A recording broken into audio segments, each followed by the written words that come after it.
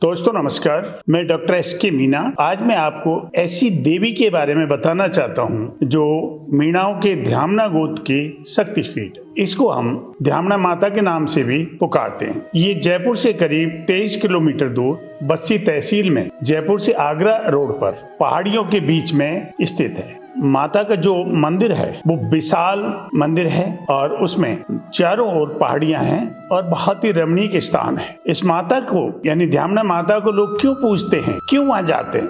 देखो, ऐसी माता है जो ये बता देती है कि तुम गवर्नमेंट सर्विस में जाओगे नहीं जाओगे, तुम्हें किस लाइन में जाना है। आज जितने भी मीणाओं में या उधर आसपास के एरिया के जो भी ऑफिसर्स हैं वो माँ का आशीर्वाद लेकर ही अपनी तैयारी चालू करते हैं। माँ ये भी बता देती है कि आपको 4 साल 5 साल लगेंगे, मेहनत करनी पड़ेगी, या ये भी बता देती है कि आपको एक ही अटेम्प्ट में हो जाएगा, आप इसको ढंग से मेहनत कर। माँ वहाँ के मीणा हैं जिन्हें गुड़ला कहते हैं वहाँ की भाषा में, उनके शरीर में माँ साक्षात रूप से आती और उनसे जो भी लोग अपनी बीमारी पूछते हैं वो उनको बताती है। माँ के मंदिर के बारे में मैं आपको एक ब्रीफ देता हूँ। ये 2000 साल पुरानी मूर्ति है माँ की और 2000 साल पहले से ध्यामना गोत्र के लोग इसको अपनी कुल देवी मानकर पूजते रहे। 2000 साल पुरानी माँ की मूर्ति है जिसको लोग पूजते आ रहे हैं। 2002 में जगदीश मीना जी थे बस्सी के, उन्होंने इसका जीर्णोद्धार कराया और माँ की मूर्ति को बड़ा बनवाया। जो पहली मूर्ति थी वो नीचे एक गर्भगृह के रूप में ही है और बड़ी मूर्ति को उन्होंने वहां पर लगवाया। ये माँ दुर्गा की मूर्ति है। बेसिकली ये माँ दुर्गा की पूजा है जिसको लोग पूजते हैं और 2002 से लेकर अब तक इसका निर्माण कार्य बंद नहीं हुआ है। हम जैसे ही देख रहे हैं, हम इसके जो माँ की मूर्तियां हैं, जैसे ही हम सीढ़ियों से चढ़ते हैं तो लेफ्ट साइड को बहुत बड़ा एक हॉल है जहाँ करीब कई हजार आदमी एक साथ बैठकर खाना खाते, वहाँ भंडारा वगैरह होता है। उसके ऊपर चलते ही लेफ्ट को लांगड़ बाबा का मंदिर है। उसके ऊपर हम सीढ़ियों से जैसे चढ़ते हैं सामने ये गणेश जी का मंदिर है और गणेश जी के मंदिर से फिर हम लेफ्ट को जाते हैं तो माँ का विशाल भवन है जहाँ सामने माता की मूर्ति है।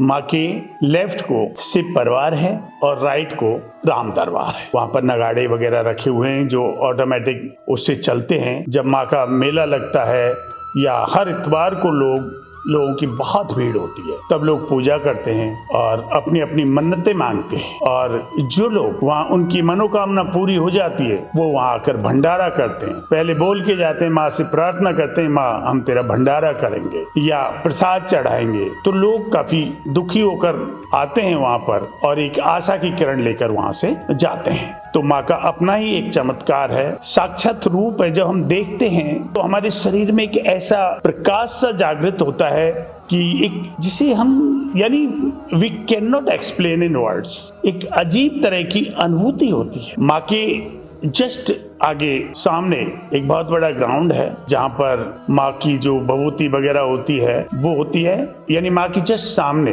अगले पार्क में माँ का धूना है और उसके सामने भूमिया बाबा का मंदिर। भूमिया बाबा माँ के पुजारी थे जो वहीं उनकी सेवा में एक्सपायर हुए और उन्हीं की देन है कि मंदिर का जो आज मंदिर है वो भूमिया बाबा की देन कह सकते हैं। जैसे हम फिर नीचे उतरते हैं वहां से पीछे की तरफ हनुमान जी का मंदिर है और सती माता का मंदिर है। तो एक बहुत बड़ा मंदिर, बहुत बड़ा भव्य स्मारक है, स्थान है जहाँ आदमी देखता है तो अपने आप को एक बहुत सुखी महसूस करता है। तो ये पूरा मैंने ध्यामना माता के मंदिर का विवेचन किया और मैंने भी ये महसूस किया है मेरी लाइफ में। जब भी मैंने दुखी हुआ या कोई बात हुई, मैंने माँ का नाम लिया या माँ की चरणों में जाके मैंने मत्था टेका, मुझे वो चीज मिली और मुझे ये भी पता नहीं लग गया माँ ने वो कैसे अचानक इतनी चीज दी मुझे जो मैं कभी सोच में नहीं पाता। इसलिए मैं माँ के आशीर्वाद का, उनकी कृपा का एहसान बंद हूँ। मेरी जितनी बड़ी झोली नहीं है उससे ज्यादा उन्होंने मुझे दिया है और मैं माँ के चरणों में हमेशा